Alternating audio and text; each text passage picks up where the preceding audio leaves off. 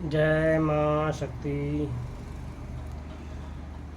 आज हम बात करेंगे दर्द की। दर्द क्या होता है?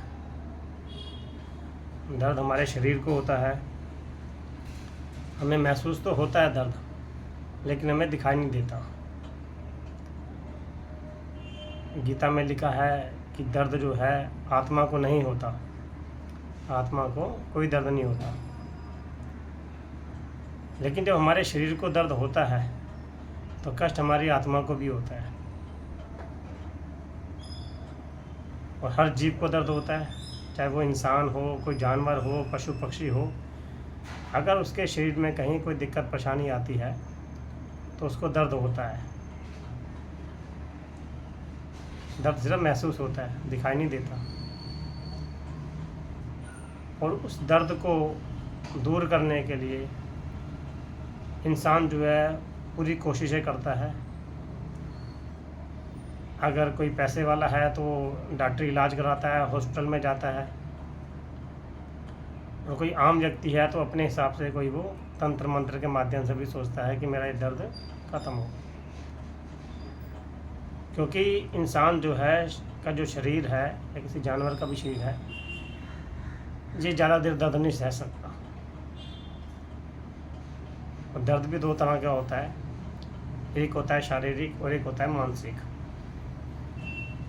शारीरिक दर्द तो होता है जिसका आप इलाज करते हैं, इसी हिसाब से मानसिक दर्द भी होता है। मानसिक दर्द क्या होता है? किसी ने आपका पैसा नहीं दिया, या आपने किसी से पैसा लेना है वो नहीं मिल रहा, आपका काम काज नहीं चल रहा, आपको दिक्कत परेशानी आ रही है, घर बार में दिक्कत परेशानी आ रही है, किसी ने कुछ कह दिया आपको,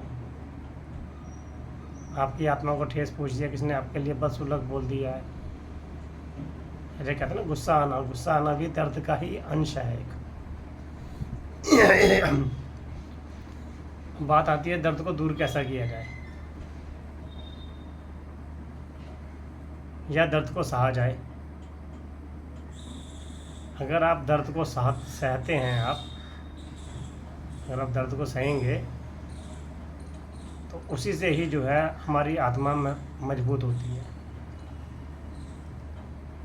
जितना सह सकते हैं आप दर्द को उतना सहो। उसका कारण हम बताते हैं।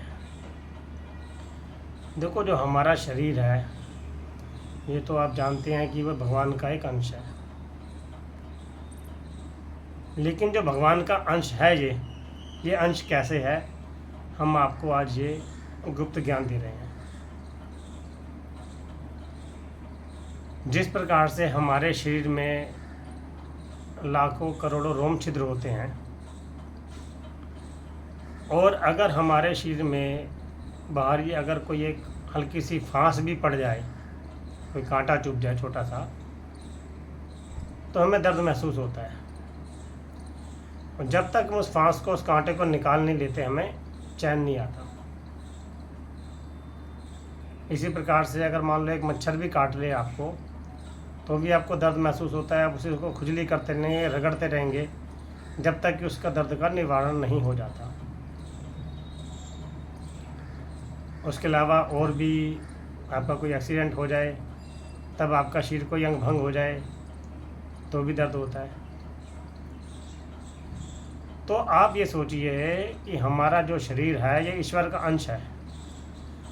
अगर आपको दर्द महसूस हो रहा है, आपके जैसे रोम छिद्र में अगर कोई दिक्कत हो गई है या आपके कोई कांटा चुभ गया है, तो आप उसे निकालने के लिए पूरी कोशिश करेंगे। आपका पूरा ध्यान, एक गूढ़ रहस्य बता रहे हैं हम आपको, आपका जो पूरा मस्तिष्क है, जो आपकी इंद्रियां हैं, वो पूरा ध्यान आपका उसी दर्द को निवारण करने में लगेगा कि कैसे मैं इस दर्द को दूर करूं, या कैसे इस कांटे को, मैंने जो किया था मैं कांटे को निकालूं या मेरा दर्द ख़त्म हो। इसी प्रकार से हमारा ध्यान उसी पॉइंट पे जाता है ना, जहाँ दर्द हो रहा है, हमारा पॉइंट उसी पॉइंट पे हमारा पूरा ध्यान जाता है कि हमने इस पॉइंट को हमने ठीक करना है। हमारा ध्यान वहाँ केंद्रित होता है। इसी प्रकार से हम जो है ईश्वर की संतान है, पार ब्रह्म की संतान है, जिसने हमें पैदा की है और पैदा किया है कि हम उसके ईश्वर के एक रोम छिद्र के बराबर हैं। अगर हमें दर्द होगा तो ये समझो कि ईश्वर जो है उसके उस रोम छिद्र में दर्द हो रहा है, तो वो क्या करेगा, उस दर्द का निवारण करेगा। जिस प्रकार से हम दर्द का निवारण करते हैं, इसी प्रकार से जो महाशक्ति है, आप ईश्वर कैसे, आप उसे विष्णु भगवान कह दें, चाहे आप उसे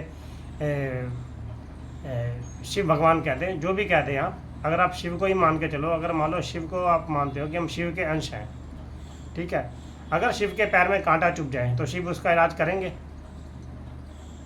इसी प्रकार से हमारा शरीर जो है शिव का अंश है।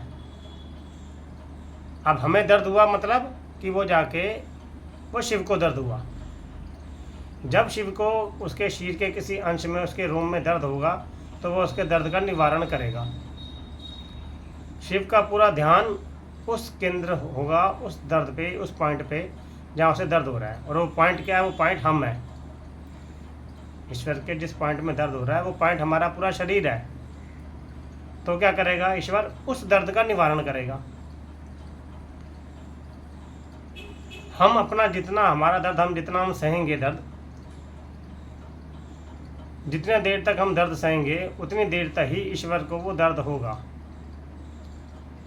जितनी देर तक ईश्वर को दर्द होगा उतनी देर से वो उसके दर्द का निवारण करेंगे। जब उसके दर्द का वो निवारण करेंगे तो हमारा निवारण तो अपने आप ही हो जाएगा। मान के चलो हमें पैसे की दिक्कत आ रही है, हमारा काम काज नहीं चल रहा, हमें मानसिक दुख है, तो वो भी तो दर्द है, वो भी तो ईश्वर के, शिव के रोम छिद्र में वो भी तो दर्द हो रहा है, वो उसका निवारण करेंगे ना।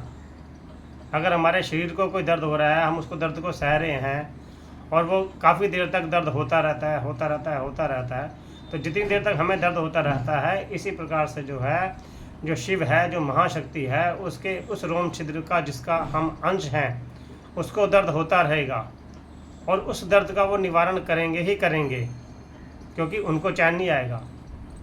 उनका पूरा केंद्र, उनका पूरा ध्यान वो पूरा उसी पॉइंट पे आएगा जो पॉइंट हम हैं। तो क्या करेंगे, वो हमका दर्द का निवारण करेंगे। जब वो अपने दर्द का निवारण करेंगे, हमारे दर्द का निवारण अपने आप हो जाएगा। जो हम तप करते हैं, जो हम तपस्या करते हैं, जो हम साधना करते हैं, उसका मतलब क्या होता है कि हम अपने शरीर को दर्द दे रहे हैं, हम अपने शरीर को कष्ट दे रहे हैं।